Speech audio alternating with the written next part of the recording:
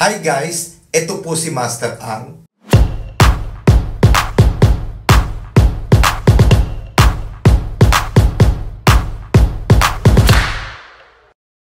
Guys, today may pag-uusapan tayo. Ang pag-uusapan natin is yung ang mahalaga na malaman mo. Na malaman mo kung ano ang totoong dahilan kung bakit tayo minamalas sa buhay. Kung minsan, hindi lang natin alam na kaya tayo minamalas sa buhay dahil sa atin. Maaaring sa mga tao na may nagagawang mali. Hindi lang alam ng mga tao na tayo o ikaw, ako o tayo, kahit sino, tayo ang gumagawa ng kapalaran natin. Tayo ang gumagawa ng swerte. Ang problema lang, may pagkukulang ka. May pagkukulang ka sa sarili mo kung kaya minamalas ka. Katulad nung wala kang kumpiyansa sa sarili mo. Wala kang tiwala. Hindi ka naniniwala sa sarili mo. So paano ka mag-a-attract ng swerte kung ikaw mismo wala kang tiwala sa sarili mo? Naniniwala kang may Diyos. Okay lang naman, talagang totoo naman may Diyos. Depende na lang sa mga taong hindi naniniwala. Pero ako, naniniwala ako may Diyos.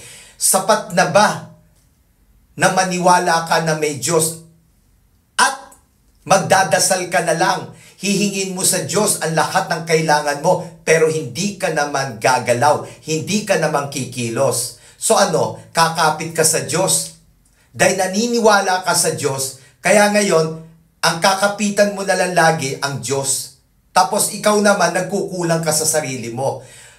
Di ho ba dapat, kung naniniwala ka sa Diyos, dapat naniniwala ka rin sa sarili mo. Naniniwala ka na lahat ng bagay na gagawin mo, kaya mo. At kung ano man ang mga pagsubok na darating sa buhay mo, kaya mo rin. Kasi kung wala kang tiwala sa sarili mo, paano ka gagawa ng swerte? Kahit magdasal ka na magdasal sa Diyos, hilingin mo na sa Panginoon Diyos lahat ng gusto mong hilingin.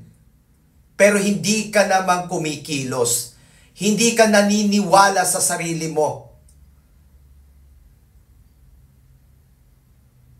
Na kaya mo magtrabaho, kaya mo itong mga gagawin mo, itong papasukin mo. Pumasok ka sa isang kumpanya, dapat naniniwala ka, kaya mo. Kahit hindi mo kaya, paniwala mo, kaya mo, dahil maniwala ka. Lalabas maganda, kasi kaya mo. Magnegosyo ka, kahit na alam natin, konting puhunan lang, kahit wala kang masyadong malaking pera, pero gusto mong pumasok sa negosyo. Ngayon, naniniwala ka, lalaki ang negosyo mo. Maniwala ka, lalaki ang negosyo mo. Nasa tao lang talaga ang sekreto. Kaya lang, ito ang napapansin kong totoong dahilan kung bakit ang tao minamalas. Kasi walang kumpiyansa. Hindi ka naniniwala sa sarili mo. Naniniwala ka sa galing ng ibang tao. Hangang-hanga ka sa ginagawa ng ibang tao, pero ikaw, wala kang paghanga sa sarili mo. Hindi ka naniniwala sa sarili mo. Tandaan nyo sa punsoy, kapag gusto ng tao maging maswerte, o kung gusto nyo talagang pumasok ang swerte, kailangan kikilos ka ng may paniniwala sa sarili mo na kaya mo ang lahat ng papasukin mo. Hindi biro ang mabuhay sa mundo. Dahil dito sa mundong ginagalawan natin, kung hindi tayo gagamit ng utak at hindi ka kikilos at hindi ka magiging masipag at hindi ka marunong humarap sa pagsubok, paano ka magiging maswerte?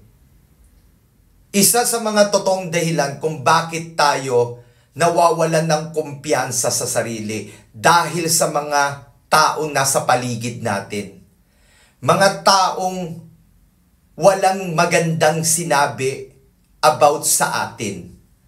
Kung minsan ang masakit, nanggagaling pa, case to case depende po to pero may mga tao na nasasaktan sa mga sinasabi ng mga magulang, kamag-anak, kapatid, kung minsan ang masakit, kapitbahay, at kung sino-sino na ang daming sinabing hindi maganda sa atin. Na kesyo ganito daw tayo, kesyo hindi daw ganito dapat ang ginagawa mo.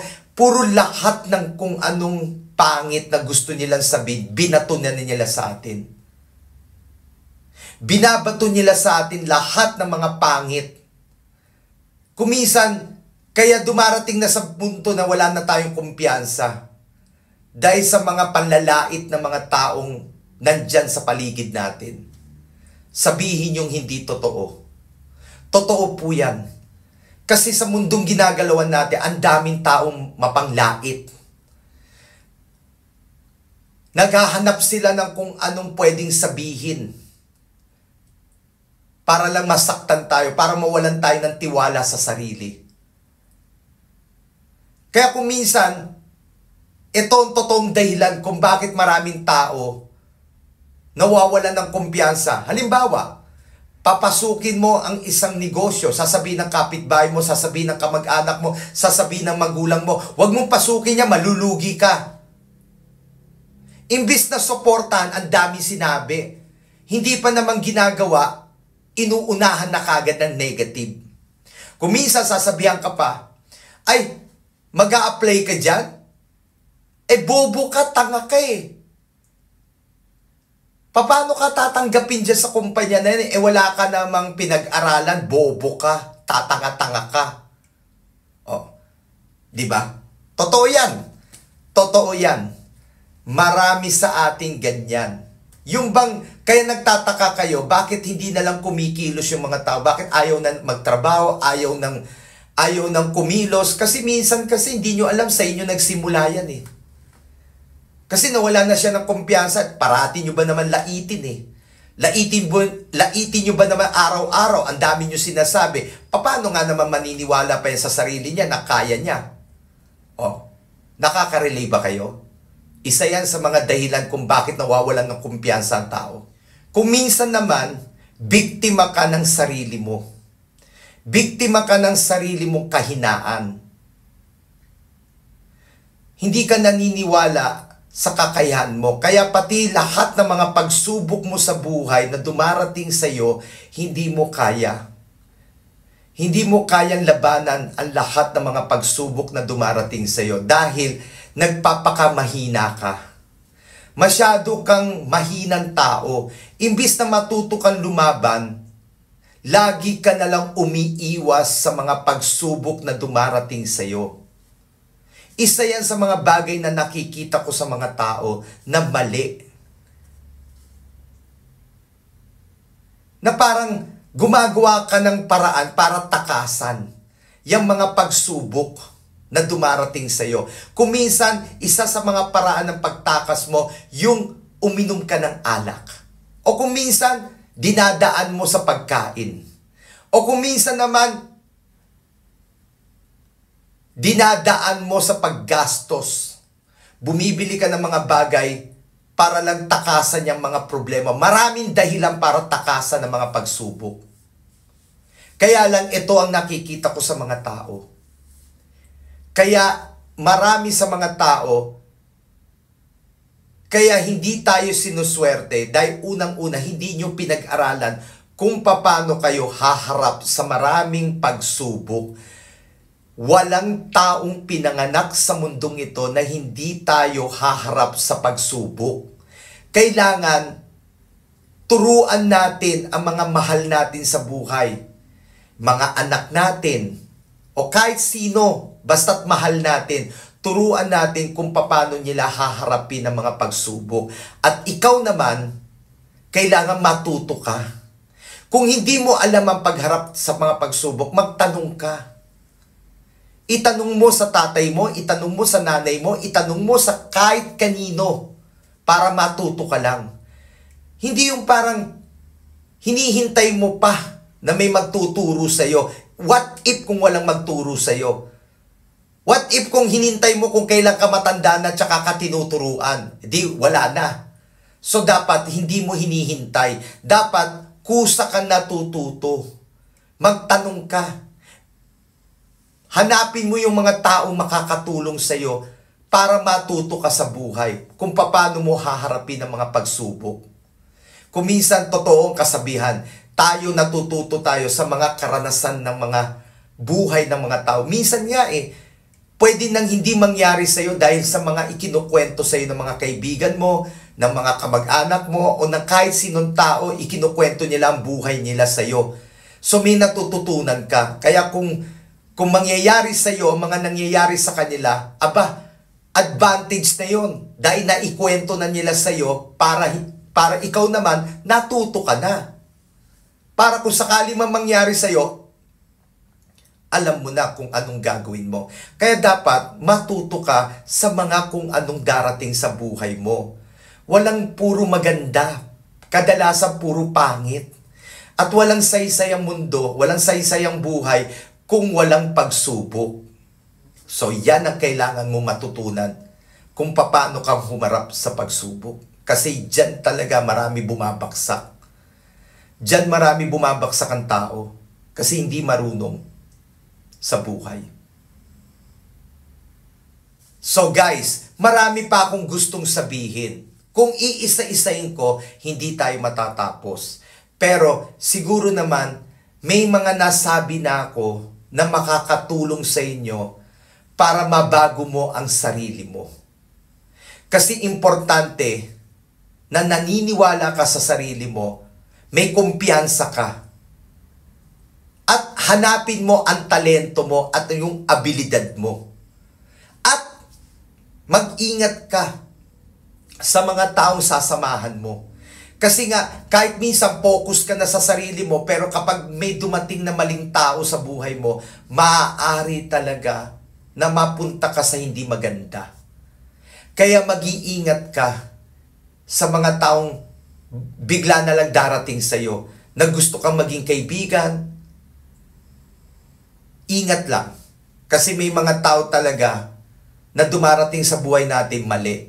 At tandaan mo, ipagpatuloy mo ang pag-aaral mo kung ano ba ang gusto mo maging pagdating ng araw. Mag-focus ka. Mangarap ka na gaganda ang buhay mo. Kasi sa totoo lang, darating ang panahon, magkakapamilya kayo. Ang pangit naman kung kailan nagkapamilya ka tapos ganito ang buhay mo. Hindi maganda, sayang.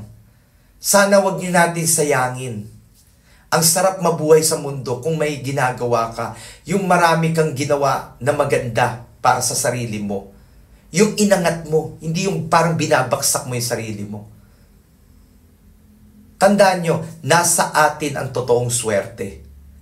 So yan ang totoong isa sa mga dahilan kung bakit ang mga tao, isa sa mga dahilan kung bakit ang mga taong minamalas, walang kumpiyansa sa sarili. O kung minsan may nagagawang mali. Kaya ganito nangyayari sa buhay. So ayusin natin. Yan ang totoo. Dahil sa punsoy, inuuna namin ang tao. Hindi ang bahay, hindi ang business, kasi hindi naman gagana yan. Hindi naman tatakbo ang bahay kung walang tao. Hindi naman tatakbo ang negosyo kung walang tao. Kailangan talaga yung tao ang unang aayusin namin. So eto ko, nasa harapan ninyo, inaayos kayo. Na kailangan magtiwala ka sa sarili mo. Para lahat ng swerte darating sa iyo. Huwag kang mawawalan ng tiwala sa sarili mo. Pag mali ka, tingnan mo rin, aminin mo rin mali ka. Huwag naman masyadong tiwala sa sarili pero mali na pala yung ginagawa mo. Kailangan i-check mo rin. Titignan mo rin. Baka naman may nagagawa ka ng mali. Okay? Baka sobra na yung tiwala mo sa sarili mo pero mali na pala yung ginagawa mo. So titignan mo rin. So ito pong inyong Master Ang. Concern kasi gusto ko na maging maswerte kayo sa buhay. At uulitin ko, unahin natin ang sarili natin. Kailangan may kumpiyansa tayo sa sarili natin. Okay? So sa lahat ng mga nanood, maraming salamat. At may susunod pa kong ilalabas na video, abangan nyo lang po. At ito po ang inyong Master Ang. Hanggang sa muli. Maraming salamat po.